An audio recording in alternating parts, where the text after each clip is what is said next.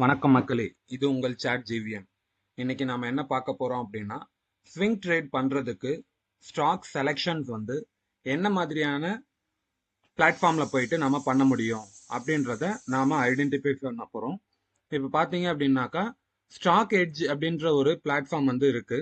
அந்த பிளாட்ஃபார்ம்ல வந்து நாம பிரைஸ் ஸ்கேன்ஸ் அப்படின்ற ஒரு ஆப்ஷன்ல போகலாம். இதுல பாத்தீங்க அப்படின்னாக்கா ஃப்ரீ வெர்ஷன்ல இந்த ஆப்ஷன்ஸ்லாம் இருக்கு. இந்த பிரைஸ் ஸ்கேன்ல ஃப்ரீ வெர்ஷன்ல இந்த ஆப்ஷன்லாம் இருக்கு. மற்ற ஆப்ஷன்லாம் பாத்தீங்க அப்படின்னா பெய்டு வெர்ஷன்ல தான் இருக்கும். ஸோ நமக்கு பேசிக்கா ஒரு ஸ்விங் ட்ரேட் பண்ணணும் அப்படின்னா டே பிரேக் அவுட் ஆயிருக்கா, வீக்லி பிரேக் அவுட் ஆயிருக்கா, மந்த்லி பிரேக் அவுட் ஆயிருக்கா, இந்த மாதிரியான ஸ்டாக்ஸ் வந்து நாம ஐடென்டிஃபை பண்ண முடியும். அந்த ஸ்டாக்ஸ் ஐடென்டிஃபை பண்றதுக்காக இந்த பிளாட்ஃபார்ம் யூஸ் பண்ணிக்கலாமே தவிர்த்து இதுல பிரேக் அவுட் ஆயிடுச்சுன்றதுக்காக உடனே என்ட்ரி எடுத்து நம்ம ப்ராஃபிட் பண்ண முடியும் அப்படின்றது பாசிபிலிட்டிஸ் கிடையாது. நமக்கு தேவை என்னன்னாக்கா ரெடிமேடா வந்து ஒரு ஸ்டாக் வந்து பிரேக் அவுட் ஆயிருக்குன்றத ஐடென்டிஃபை பண்றதுக்கு ஒரு பிளாட்ஃபார்ம். அந்த பிளாட்ஃபார்ம் தான் வந்து இந்த ஸ்டாக் எட்ஜ். இதுல பாத்தீங்கன்னா previous day break out scan அப்படின்னு சொல்லி கொடுத்துருக்காங்க. இதுல க்ளோசிங் அபோவ் ப்ரீவியஸ் ஐ அப்படின்றது 179 ஸ்டாக்ஸ் வந்து ஐடென்டிஃபை பண்ணி வச்சிருக்கு. ஸோ இதுல போயிட்டு நம்ம கிளிக் பண்றோம் அப்படின்னா தேஜஸ் நெட்வொர்க். தேஜஸ் நெட்வொர்க்ஸ்ன்றது வந்து நல்லா பிரேக் அவுட் ஆயிருக்கு. 17% வந்து நேத்து ஒரு நாள்ல சேஞ்சஸ் நடந்திருக்கு. 926ல இருந்து 1088ல க்ளோஸ் ஆயிருக்கு அப்படின்றது வந்து தேஜஸ் நெட்வொர்க்ல வந்து காட்டுது. இப்ப இதை வந்து நாம உறுதிப்படுத்திக்கலாம். இப்ப நாம வந்து ட்ரேடிங் வியூல போலாம். ட்ரேடிங் வியூல போயிட்டு தேஜஸ் நெட்வொர்க் அப்படின்றத நம்ம போடுறோம். இப்ப பாருங்க, இது வந்து டெய்லி டைம் ஃப்ரேம்ல வச்சிருக்கோம். ஸோ இங்க தெரியுதுங்களா, டெய்லி டைம் ஃப்ரேம்ல இருக்கு. ஸோ டெய்லி டைம் ஃப்ரேம்ல ப்ரீவியஸ் டே இது வந்து 22 ஏப்ரலுடைய கேண்டில் ஸ்டிக். இந்த கேண்டில் ஸ்டிக்குடைய ஹைய பிரேக் பண்ணி மேல போயிருக்கு. ஸோ இது பாத்தீங்க அப்படின்னாக்கா இங்க நமக்கு கொடுத்துருக்கிறது என்ன, previous day break out scan அப்படின்னு சொல்லி கொடுத்துருக்காங்க. அதுல தேஜஸ் நெட்வொர்க் இருக்கு. ஸோ அதை பேஸ் பண்ணி நம்ம பார்க்கும் பொழுது ப்ரீவியஸ் டேயோடைய ஹைய பிரேக் பண்ணி இந்த கேண்டில் ஃபார்ம் ஆயிருக்கு. ஸோ இந்த மாதிரி இருக்கிறத நாம அனலைஸ் பண்ணி பார்க்கலாம். ஸோ இது வந்து என்ன பிரேக் அவுட்ல இருக்கா, இல்ல பேட்டர்ன் ஃபார்மேஷன் இருக்கா, இல்ல வேற ஏதாவது ரெசிஸ்டன்ஸ்ல இருக்கா, என்ன மாதிரியான விஷயங்களுக்கு வந்து இதை யூட்டிலைஸ் பண்ண முடியும் அப்படின்றத நாம ஐடென்டிஃபை பண்ணலாம்.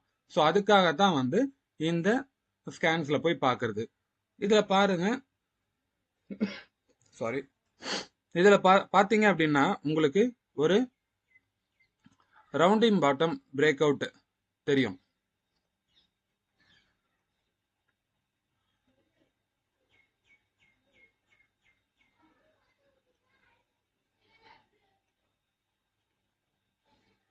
ஸோ இப்போ நம்ம ரவுண்டிங் பாட்டம் அப்படின்னு எடுத்துட்டோம் அப்படின்னா உங்களுக்கு இந்த லென்த்தை வந்து நம்ம டார்கெட் ப்ரைஸா ஃபிக்ஸ் பண்ணுவோம். கரெக்டுங்களா? ஸோ இப்போ இதை அங்கே பிளேஸ் பண்ணோம் அப்படின்னா ஆல்மோஸ்ட் 1136. ஸோ ஆல்மோஸ்ட் வந்து 1088. இன்னும் ஒரு 50 ருபீஸ் எக்ஸ்பெக்டேஷன் இருக்கு. பட் அந்த 50 ருபீஸ்க்காக வந்து இந்த இடத்துல போயிட்டு என்ட்ரி எடுக்கணுமான்றத நாம செக் பண்ணி பார்த்துட்டு தான் என்ட்ரி எடுக்கணும். ஸோ இது வந்து ஒரு எக்ஸாம்பிள் தேஜஸ் நெட்வொர்க்ல. அடுத்து அதுலேயே இன்னொரு ஸ்டாக்ஸும் பார்க்கலாம். பிஎஸ்சி எடுத்துக்கங்க.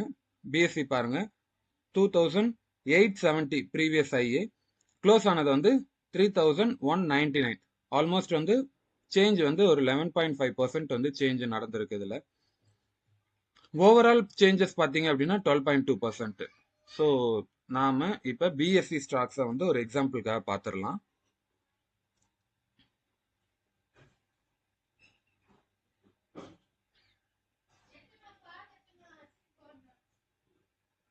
Sorry, some network issue.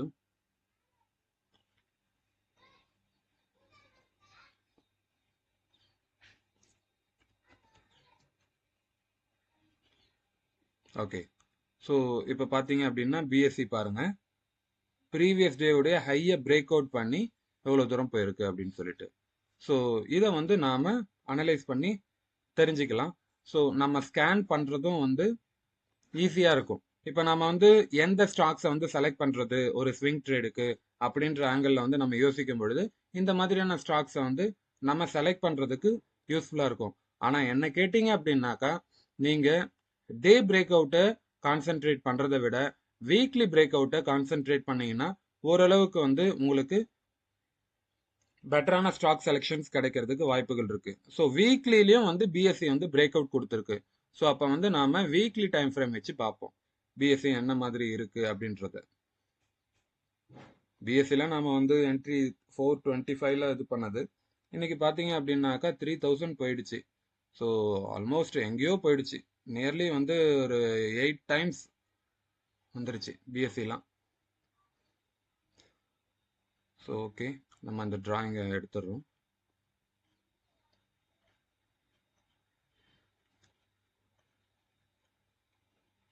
எப்பயுமே வந்து பேட்டர்ன் வந்து நீங்க டிரா பண்றீங்க அப்படின்னா கரண்டா என்ன பேட்டர்ன் இருக்கு அப்படின்றத மட்டும் யோசிக்காதீங்க.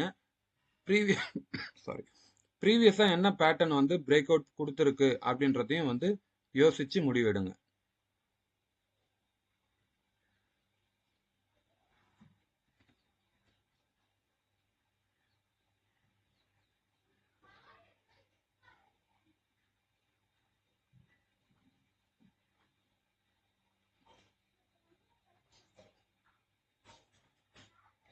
ஸோ இது என்ன பேட்டர்ன் ஐடென்டிஃபை பண்ண முடியுதா உங்களால? ஃபிளாக் போல் பேட்டர்ன். ஃபிளாக் போல் பேட்டர்ன்ல உங்களுக்கு டார்கெட்டை வந்து எந்த மாதிரி ஃபிக்ஸ் பண்ணணும் அப்படின்றது தெரிஞ்சிருந்தது அப்படின்னாக்கா இதுல இன்னும் வந்து வாய்ப்புகள் நமக்கு இருக்கு அப்படின்றத நாம அண்டர்ஸ்டாண்ட் பண்ண முடியும். ஸோ இங்க பாருங்க,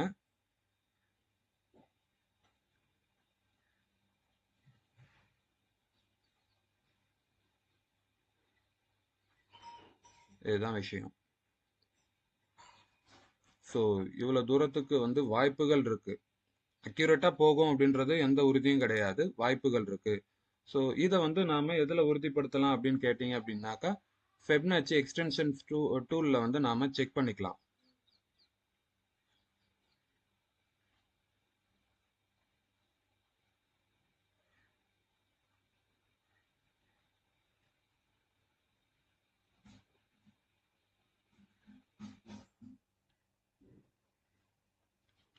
$4,000 பாசிபிலிட்டிஸ் நல்லாவே இருக்கு. 4,400ன்றது அதுக்கு அடுத்த டார்கெட்டா இருக்கு. அதுக்கு அடுத்துலாம் பார்த்தீங்கன்னா 6,000 மேலே போகுது. ஆனால் என்ன கேட்டிங்கன்னா வந்து பிஎஸ்சிக்கெலாம் ஒரு நல்ல வாய்ப்புகள் இருக்கு. ஏன்னா மார்க்கெட் வந்து அடுத்த ஒரு 10 வருஷத்துக்கு வந்து நல்ல மொமெண்டம் இருக்கும் அப்படின்றது வந்து நிறைய பேர் வந்து கணிச்சிட்டு இருக்காங்க. அதுக்கேற்ற மாதிரி நம்மளுடைய எக்கனாமிக்கல் வந்து growth ஆஸ்பெக்ட்ல நல்லா இருக்கு. ஸோ பார்ப்போம், வெயிட் பண்ணி பார்க்கலாம். இந்த ஸ்டாக்ஸ்லாம் வந்து லாங் டேர்மில் ஹோல்ட் பண்ணக்கூடிய ஸ்டாக்ஸு. ஸோ உங்களுடைய அனாலிசிஸை பார்த்துட்டு அதுக்கப்புறம் டிசைட் பண்ணுங்க. நான் செபி ரிஜிஸ்டர் அட்வைசர் கிடையாது. உங்கள் செபி ரிஜிஸ்டர் அட்வைசரை கன்சல்ட் பண்ணிக்கோங்க. ட்ரேடிங் அப்படின்றது வந்து நீங்க விஷயங்கள் தெரியாம பண்ணக்கூடாது. அது ஒரு கத்தி மாதிரி நம்ம கையை கிழிக்கிறதுக்கும் பாசிபிலிட்டிஸ் இருக்கு. ஆனா நாம அதை தங்க முட்டையிடுற வாத்து மாதிரி கொஞ்சம் கொஞ்சமா யூஸ் பண்ணோம் அப்படின்னாக்கா நல்ல ஒரு ரெவன்யூ ஜென்ரேட் பண்ண முடியும். ட்ரேடிங்ல எல்லாமே பணம் சம்பாதிக்கிறதுக்கு ட்ரை பண்றோம். அதுல வந்து ட்ரேடிங் வந்து ஒரு நல்ல பிளாட்ஃபார்ம். அதை யூட்டிலைஸ் பண்ணிக்கிங்க, வேஸ்ட் பண்ண வேண்டாம். இதுக்கப்புறம் வர காலகட்டங்கள் கண்டிப்பா வந்து மார்க்கெட்ல ஒரு நல்ல காலகட்டங்களாக தான் இருக்கும். ஸோ இன்னைக்கு போதுமான விஷயங்களை நம்ம பேசியிருக்கோம்னு நினைக்கிறேன். ஸோ அகைன் நான் ரிமைண்ட் பண்றேன், ஸ்டாக் எட்ஜ் அப்படின்ற பிளாட்ஃபார்மை வந்து நாம ஸ்விங் ட்ரேடுக்கு யூஸ் பண்றதுக்கு வாய்ப்புகள் இருக்கு. ஸோ இந்த ஸ்டாக் எட்ஜ் பிளாட்ஃபார்ம்ல ஃப்ரீ வெர்ஷன்ல யூஸ் பண்ணலாம். இதை வச்சு நீங்க அனலைஸ் பண்ணிட்டு அதுக்கப்புறம் ட்ரேட் எடுக்கிறதுக்கு பாசிபிலிட்டிஸ் இருக்கு. இது உங்கள் சாட் ஜிவிஎம். நன்றி.